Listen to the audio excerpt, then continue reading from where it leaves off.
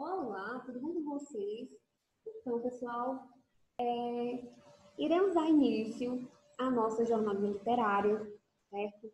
Nós iremos bater um papo sobre o realismo, tá? Para a gente entender melhor o que foi esse movimento artístico e literário.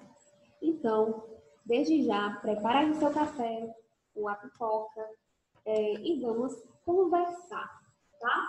Vamos entender melhor o que foi esse movimento. Então, vamos iniciar essa conversa com uma citação de Eça de Queiroz, tá? Olhe bem o que esse homem disse, as impressões dele, né, sobre o realismo. Então, vejam só, o realismo é uma reação contra o romantismo. O romantismo era a apoteose do sentimento, ou seja, a divinização do sentimento. O realismo é a anatomia do caráter. Vejam só, isso não é demais, né?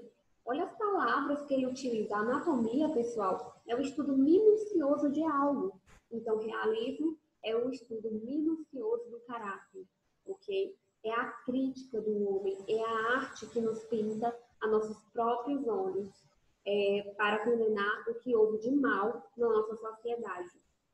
Então, essas são as impressões, né, do Eça de Queiroz sobre o realismo e o romantismo. Então, pessoal, vamos iniciar aqui com a origem do realismo, tá? O realismo ele começou na França em 1857 com a publicação do romance Madame Bovary, de Gustave Flaubert. Vocês lembram que eu contei essa narrativa, o resumo da narrativa, na aula passada, tá? Abandonando o idealismo romântico, os escritores realistas propõem uma representação mais objetiva e fiel da vida social, tá? Então, essa é a diferença do realismo em relação ao romantismo, tá? O realismo ele vai tratar mesmo dos assuntos, de assuntos atuais daquela época, né? E deixou de lado as idealizações do romantismo, né? E passou a abordar de maneira fiel à sociedade. Ok? Então, negam-se a encarar a literatura apenas como uma forma de entretenimento e fazem dela um instrumento de denúncia dos vícios e da corrupção da sociedade burguesa. Então, vejam bem, a literatura, para os escritores realistas, não era apenas, pessoal, uma forma de entretenimento, tá? De entreter aquela sociedade com a leitura daquelas narrativas. Não. Tinha um outro objetivo, né? Tinha o objetivo de denunciar a corrupção daquela sociedade, os vícios, né? O mau caráter que aquelas pessoas faziam questão de esconder. Então, eu vou contar para vocês uma história, eu não sei se vocês já viram, um depoimento do Tiririca, o Tiririca, o pai do Tiririca, tá? Então, nesse depoimento, né, na verdade eu acho que é uma entrevista, o Tiririca, ele está sendo entrevistado e o entrevistador ele pergunta, né, sobre como foi, né, a trajetória até o Tiririca ele se tornar o palhaço de sucesso, né, que ele foi. E aí ele conta, né, primeiro ele conta sobre o nome dele, de onde que surgiu, na verdade o apelido, de onde que surgiu esse apelido Tiririca. Ele diz que foi a mãe dele que deu esse apelido a ele, por conta que ele era muito irritado, né? Ele era uma pessoa bastante irritada, só vivia de cara fechada, como as pessoas falam, né? Quando a pessoa ela não tem humor para nada. Então ele era assim, por conta que ele não teve uma infância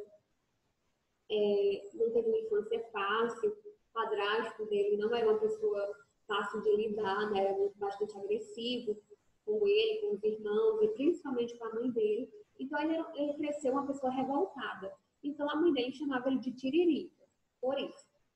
Gente, e o mais interessante que eu vou fazer relação com o nosso conteúdo é que ele disse que quando ele fez a primeira apresentação como palhaço, que havia faltado, né, um palhaço para aquele número, e ele foi. Com a cara e a coragem, ele nunca tinha feito nada parecido, apresentação como palhaço, na verdade. Ele fazia outro tipo de arte no circo, tá? Então, ele foi, as pessoas aplaudiram, gostaram, e ele percebeu que quando ele estava ali como palhaço, ele poderia falar todas as suas angústias, né, o que ele queria dizer, mas que ele, como pessoa, ele não teria coragem, tá? Mas por trás da máscara do palhaço, ele teria coragem de falar. Então, ele viu naquilo uma forma de denúncia, né? Das coisas que ele não gostava, e aí ele falava nas suas apresentações. Então, as obras literárias era bem isso, bem semelhante a isso, tá? As obras literárias do realismo, elas tinham esse objetivo a mais, não apenas o de entretenimento, mas de denunciar. Era um instrumento de denúncia, ok? Dessa sociedade que mascarava, sabe, o seu mau caratismo, ok? Então, no terceiro parágrafo aqui na tela, nós podemos ler que diz o seguinte: denunciam as péssimas condições de vida do povo, a exploração dos operários, a influência da religião e das práticas supersticiosas que ela apoia, e a hipocrisia do relacionamento humano no casamento burguês. Vejam só que no romance Madame Bovary, né, relata exatamente essa hipocrisia do casamento burguês, né? Que o casamento burguês era considerado, né? A família era perfeita, era muito feliz. E em Madame Bovary a gente percebe que não era bem assim, né? Que a Madame Bovary ela era uma mulher frustrada com o próprio casamento, né? Ia buscar felicidade com outros homens, que não era o marido. Então, realmente, as obras realistas tinham essa função, tá? De denunciar essa hipocrisia do ser humano, né? A hipocrisia daquela sociedade. O realismo no Brasil, uma análise da realidade brasileira. Então, o realismo no Brasil ele teve início oficialmente em 1881, com a publicação de Memórias Póstumas de Brás Cubas.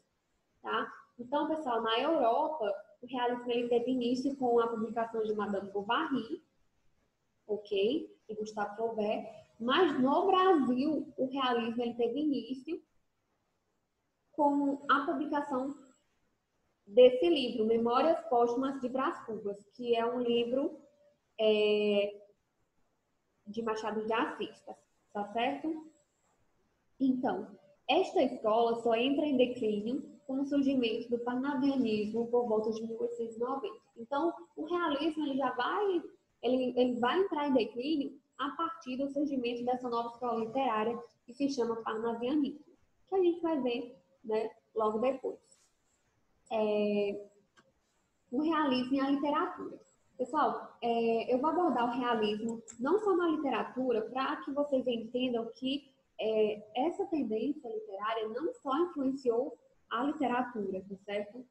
Ela também influenciou em outros tipos de arte, como no teatro, na pintura, enfim. Nós veremos ver. O realismo manifesta-se na prosa, tá?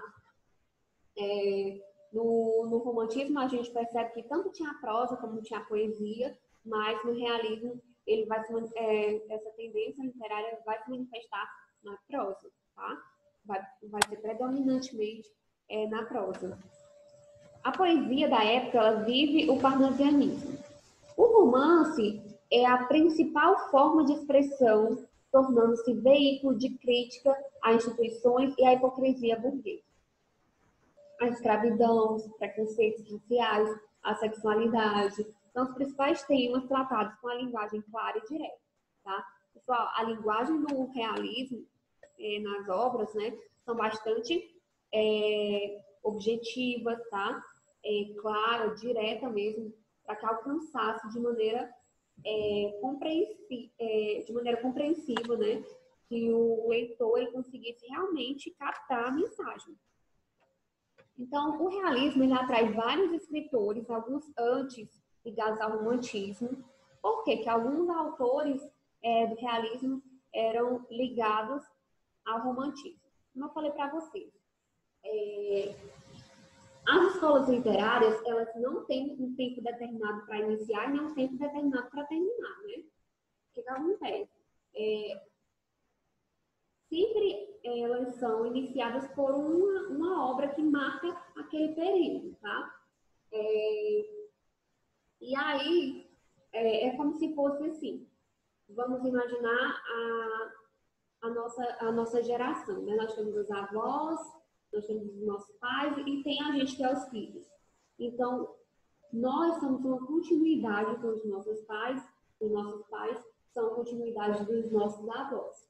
Então, uma escola literária, ela não finda, ela não termina numa data exata, tá? Daquela escola literária, vai surgir outra escola que vai se sobressair à anterior, tá? Então, uma vai conectar características à outra, mas as características da anterior não vai ser mais tão fortes quanto as características atuais, entendeu? Por exemplo, o realismo ele vai trazer alguns autores que eram ligados ao romantismo, mas esses autores foram perdendo as características românticas, né? E foram enaltecendo as características realistas, tá? Então, é basicamente assim. O marco é a publicação de Memórias Póstumas de Brás Cubas, que eu já disse lá no início, né? A origem do realismo no Brasil, tá? Essa obra de Machado de Assis, que faz uma análise crítica da sociedade da época. Pessoal, é perfeita essa obra. Memórias Póstumas de Brás Cubas. Tem até um vídeo no YouTube que conta, né, a história de maneira... deixa eu explicar melhor. É uma garota que ela narra essa história por meio de quadrinhos, de histórias e quadrinhos. Ela vai criando os quadrinhos e contando, é bem interessante. Pois bem, ligados ao regionalismo, destacam-se Manuel de Oliveira Paiva, autor de Dona Guidinha do Poço, Domingos Olímpio de Luzia Outra. Muito bem. Agora, o realismo no Brasil e o teatro. Como eu já disse, o realismo ele não influenciou apenas a literatura, mas outros tipos de arte. E o teatro é um deles. Os problemas do cotidiano ocupam os palcos, tá? Porque o realismo ele se baseava nisso, pessoal. No dia a dia mesmo, tá? Então, o realismo ele fazia críticas à realidade, à sociedade, tá? Com temáticas atuais daquela época, tá certo? Ok? Então, o herói romântico ele é substituído por personagens do dia a dia e a linguagem passa a ser coloquial. Os autores realistas, eles tinham um olhar bem observador, tá? Eles observavam realmente as pessoas, tá? Como elas agiam, as atitudes, para poder relatar, né, em suas obras, no teatro também, expressar essas atitudes, né? Então, entre os principais autores estão romancistas realistas, não deixavam de ser românticos totalmente, né? As características dos autores românticos iam se perdendo, tá? E as características realistas iam se sobressaindo, né? Então, como Machado de Assis, que escreve Quase Ministro, e alguns românticos como José de Alencar, com O Demônio Familiar, que é uma obra de José de Alencar, tá? E Joaquim Manuel de Macedo, com Luxo e Vaidade. essa obra de Joaquim Manuel de Macedo. Outros nomes de peso são Arthur de Azevedo, criador de comédias e operetas, operetas, na verdade, como a Capital Federal, e o dote Quintino Bocaiúva. Ok. Agora, pessoal, o realismo e a pintura. Então, o realismo influenciou também na pintura, tá certo? As obras retratavam cenas do cotidiano, tá? Das camadas mais pobres da sociedade. O sentimento de tristeza expressa-se claramente através das cores fortes que eles utilizavam, né? Na pintura, na imagem, tá certo? Um dos principais pintores foi o francês Gustave Courbet, que destacou-se com as seguintes telas: os quebradores de pedras e enterro em órgãos, tá? Essa imagem aqui não é desse autor, tá certo? Foi uma imagem que eu peguei porque eu achei que essa imagem retratava realmente o realismo, né? Aquela sociedade que era explorada, né? Aquelas pessoas que eram exploradas, ok? Então, aqui são os principais autores e obras, tá? Machado de Assis, né? Com as obras A Cartomante, a Alienista, Memórias Póstumas de Brás Cubas. Pessoal, uma dica, assistam ao vídeo que eu falei sobre Memórias Póstumas, tá? Vocês entenderão muito bem essa história e vai servir muito, porque nós iremos abordar um capítulo dessa obra em uma próxima aula. Então, assistam a videoaula. Aliás, o resumo, tá, sobre essa obra no YouTube, que tem ela contada, né, em história em quadrinhos, que é muito interessante. Então, nós temos também o Raul Pompeia com a obra O Ateneu. Nós temos a Luísa Azevedo com o Cortiço, Mulato, Casa de Pensão. Nós temos Inglês de Souza com a obra O Missionário. Nós temos Adolfo Caminha com a obra A Normalista e Bom Crioulo. Então, pessoal, a aula de hoje é isso, tá certo? Eu espero que vocês realmente tenham compreendido, tá? Que o realismo, ele rompe com os moldes clássicos do romantismo, tá certo? Ele busca mostrar um retrato verossímil da vida humana, ou seja, mostrar a vida humana de fato como é, tá? Mostrar aquela realidade de maneira verdadeira. Então é isso, né? No Brasil, o realismo ele foi introduzido com a obra Memórias Póstumas, tá certo? Não esqueçam. E nós iremos continuar nossa aula